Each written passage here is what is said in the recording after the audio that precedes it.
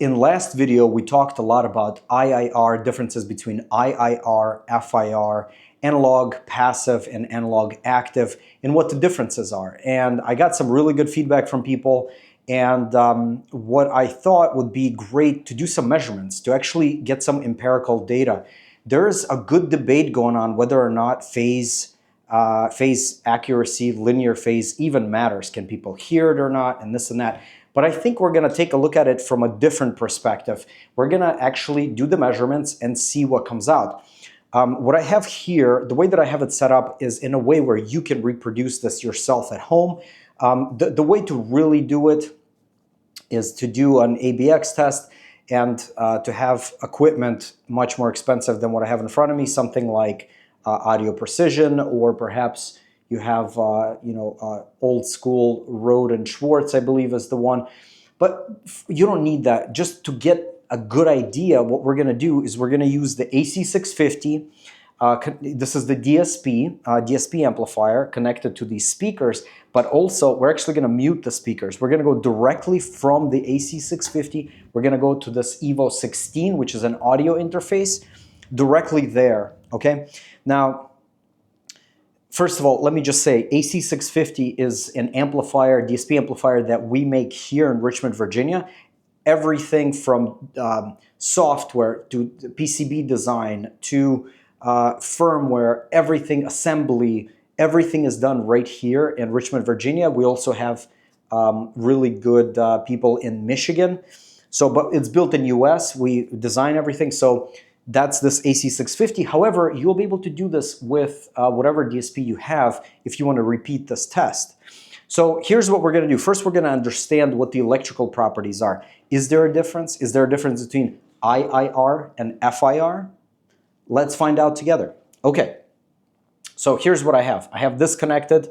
I have this connected. I have Room EQ Wizard right here. Let's quickly double check what I have here. Okay, output device, the DSP.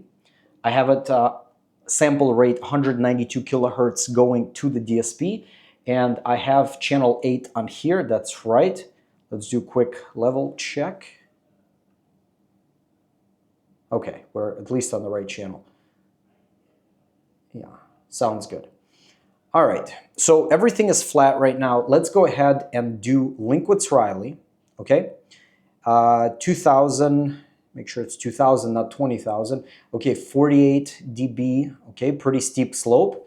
This is what we've got, pretty steep slope. Let's go ahead and run the measurement. Let's go ahead and measure. Let's bring this up so you can see it. We're going to run the measurement. While this is running, let me just say this. The speakers themselves, excuse me, the speakers themselves are minimum phase. And this is also not linear phase. So let me clean this up a little bit. So I did smoothing 1/24 so you could see it better. But we could turn it off or turn it back on. Actually, 24. This one you can actually see a little bit better. Okay, so this is the phase. The really cool color here is the phase. The green color is the magnitude. So, okay, that's great. Let's go back to Air DSP and change this to, let's turn this off. Let's go to linear phase.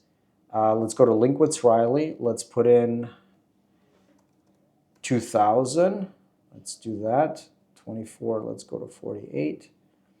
Let's create that. It sent all the taps to the amplifier. And let's do the same exact measurement, but with FIR. Okay, now it's measuring. So now we're going to be sending a linear phase filter to the crossover. So this is a little bit cleaned up. Let's look at the difference. Okay, over here you've got your IIR. This is FIR measured. Okay, FIR, IIR. Okay, so the phase is kind of straightened out, if you will. Let's look at overlays real quick. This is SPL, just so you could see the magnitude is exactly the same. Okay, let's do this. You know, it's basically right over on top of each other. Phase is a little different. You can clearly see the blue one, that is the linear phase. It's basically ruler flat, whereas the 15 degrees to minus 28 degrees, so almost 43, 42, it's hard to see where so it's just around 40 degrees change right around the area right over here, right around the area of the crossover. Okay, cool. So you could see, electrically, you could see what we're sending to the actual speaker. If you look at the impulse response, this is what I talked about yesterday, or day before when the video came out. This impulse response, this is basically textbook IIR. This is what you will get with analog, passive, and also IIR. And what is impulse response real quick? Impulse response is the fingerprint of your filter. This is how it reacts. This is something happens, it reacts, and then it dies down. It's like, oh, something is coming, I better work, it works, and that's what happens. It's like the receipt that you get. Like this is, it's the DNA, if you will. And then if you look at the FIR, it's very symmetrical, meaning we use the 1500 taps in this case to kind of look into the future and say, oh, we know something is coming, build the filter, build the wall, it did it, and that's what it is. And there's something that I can talk about maybe in other videos about pre-ringing. You basically don't want to do super steep slope at lower frequencies because this pre-ringing, you will actually hear it. And we can actually test that later because I read a couple papers that's the case. Even though I must admit I've never heard this pre-ringing before, but I believe this paper and I never have done 48 dB below 800. So anyways, with that said, that's the two different things. But the group delay is not much. I just don't see any differences us introducing the group delay. We're under 1 millisecond, and the papers that I've read say that if you're under 1 millisecond group delay, you just won't hear it. So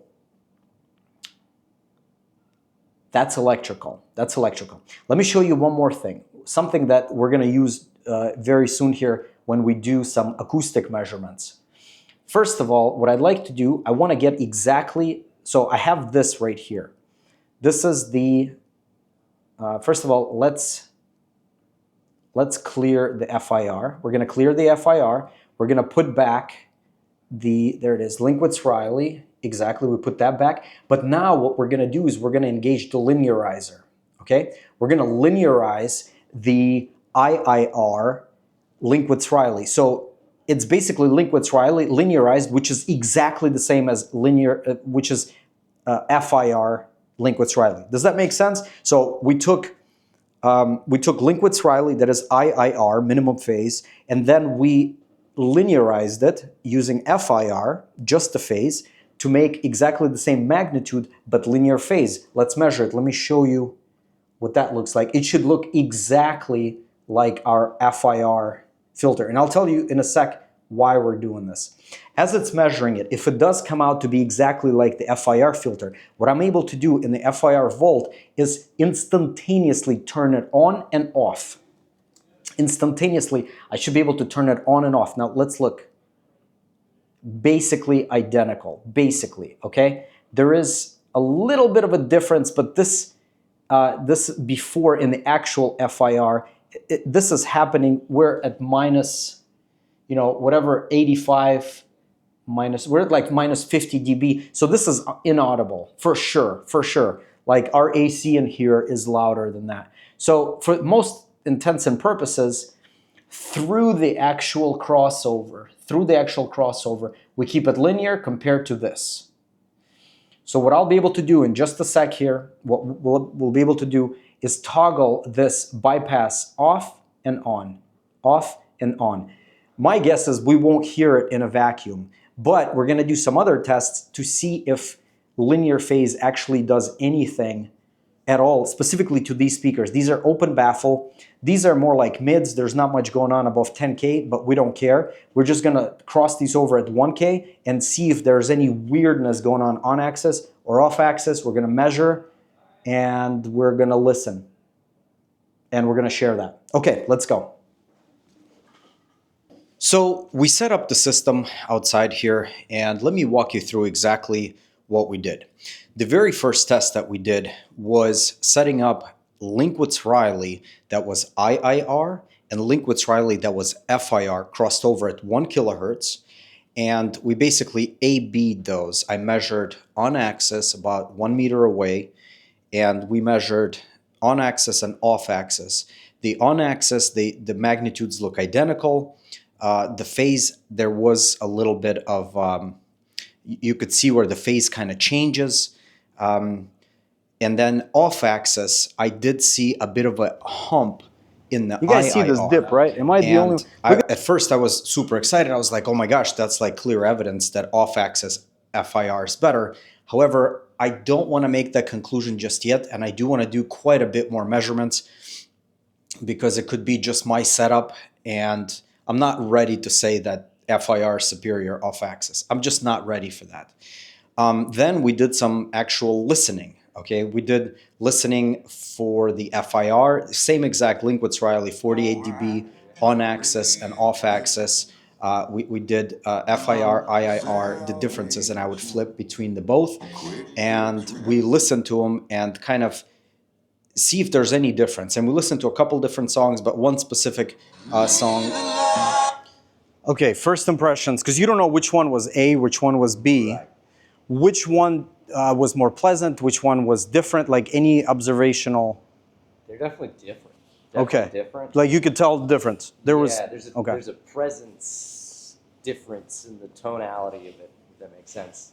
I don't know if it's just because it was the first one, but I kind of favored it a little bit more. Interesting. Okay. You know, so yes, you could hear a difference. I believe you could hear a difference. And we A-B'd those two, and there was a bit of a delay between, you know, it takes a little bit of time to load the FIR filters because it's quite a bit of taps. And once they load, we listen to it, and I believe you could hear a difference. But we weren't sure, so we wanted to kind of get a little bit more sure, if you will. And the way to do that is to have it switch really quick. And to have us able to do that, in order to do that, to switch really quick, same exact filter, but one is FIR, one is IIR. What I did is I used the Linearizer. So the Linearizer in Air DSP, what it does, it takes whatever IIR you have and it unwraps the phase. And that I could literally just turn on and off like this. I could literally turn, not with this filter, but with the Linearizer, I could turn it on and off, and it's instantaneous. And that's what we did next. I was able to turn it on, off, and I did it a bunch of times. I listened to it myself, and I had Mike do it, and Mike, it was, you know, back and forth. And I thought it was going to be a lot more of a difference because when you measure it electrically, the difference is clear. You could see it, that the phase is very different.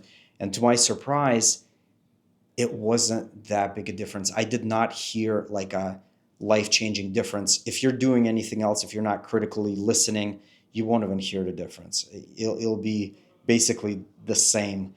I do think there's a little better off-axis performance, but I think I need to get some more data on that. So take that how you will. I think you should do your own testing, but that's what I found. But it's not like it was like a life and death difference. Like if I was cooking and listening, I would not hear any difference. So you have to be like really paying attention. Right. Okay, so let's do another test, which I think is I think it's even more interesting test. Here's what we're gonna do. So we're gonna run something that's closer to what a passive crossover is. And a passive crossover can probably live around like 12 dB per octave, so it's going to be like second order or something like that.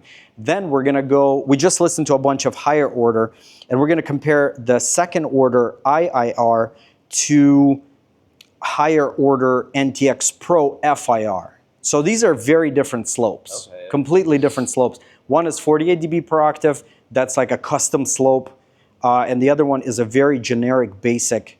And let's do some A and B and hear which one sounds better. And I've convinced myself that one of them sounds better, but I don't know. Maybe let's do a fair comparison. So first things first, we can go back to, okay, those are cleared. And what we're going to do is turn these into 12 dB per octave. And we're going to turn this one into 12 dB per octave. And we're going to save it into preset F. We're going to call it like a vinyl player. We're going to remember that. That's like the vinyl player. And then what we're going to do, we're going to turn that off and create a high pass NTX Pro high pass 36 dB. So we could go we can go higher too, but let's do 36 dB. We can even go higher. Actually, let's do 36. Let's not go crazy. Let's just do 36 and see if we could hear a difference between IIR, FIR when the slopes are different, and it's also a custom slope, which is, they're very different slopes, but they're doing the same exact thing. They're just crossing things over. Bass makes so much difference.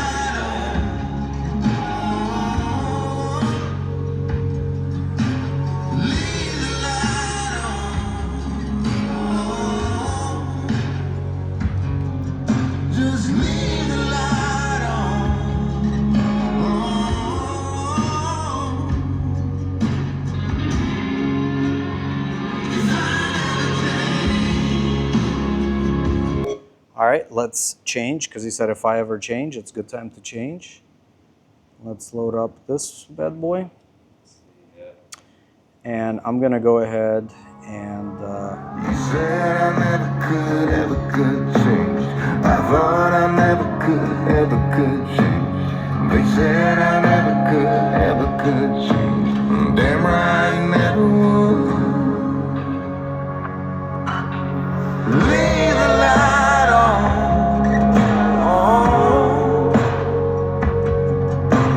Leave the light on. Now that is a difference you can absolutely hear. Everybody could agree that NTX Pro sounded so much better.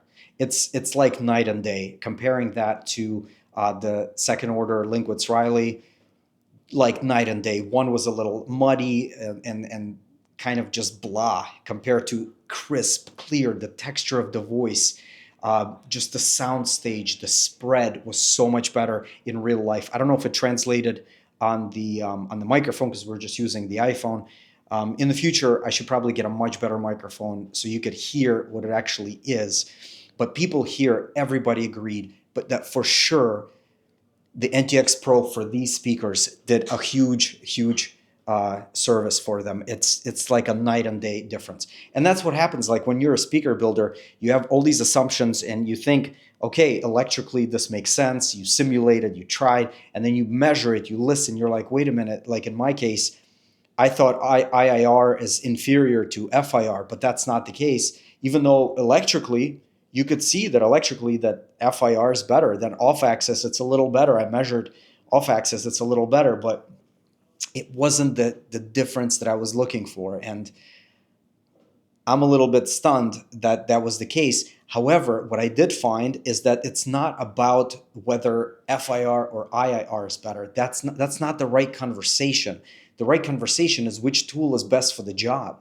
Like for different speakers, I bet different slopes, I bet different IIR or FIR, different types of crossovers will make it or break it for specific speakers. They will accentuate certain things. They will subdue other things. Some things will come out. Some things will go back. And the slope matters. For these speakers, NTX Pro was the winner, for sure. The NTX Pro FIR was the winner. However, I did FIR Linkwitz-Riley 48 dB per octave. It wasn't that big a difference. It wasn't that big unlock. I didn't feel it. I didn't hear it. Okay, so the conclusion is what I've proved to myself is that it's not about, the conversation is not about IIR, FIR. It's about what is right for the speakers, what is right for the drivers. So without further ado, I'm going to give you a little sample. You can listen to a little sample. Hopefully YouTube doesn't ban it, of just the very quintessential, or Nils is going to play a little bit of a song, just a sample you can hear for yourself. This is the NTX Pro. No room correction done, nothing like that, which it does need room correction for these speakers, especially out here. There's all these surfaces. But without that, just a little bass boost, NTX Pro. This is what it sounds like. Check it out. And yeah, talk to you soon. There's quite a bit more videos coming up. I'll be doing actual room correction and all the stuff to a really cool build I'm doing for my nephew, for another nephew. That's coming up next. Check me out on Instagram. I just launched an account there. Well, I actually just went back to it. I haven't used it in a while. And I'll be doing some behind the scenes, how we're building amps, building speakers on that account. And here I've got a great build coming up and a bunch more videos. Stay tuned. Talk to you soon. Check this out.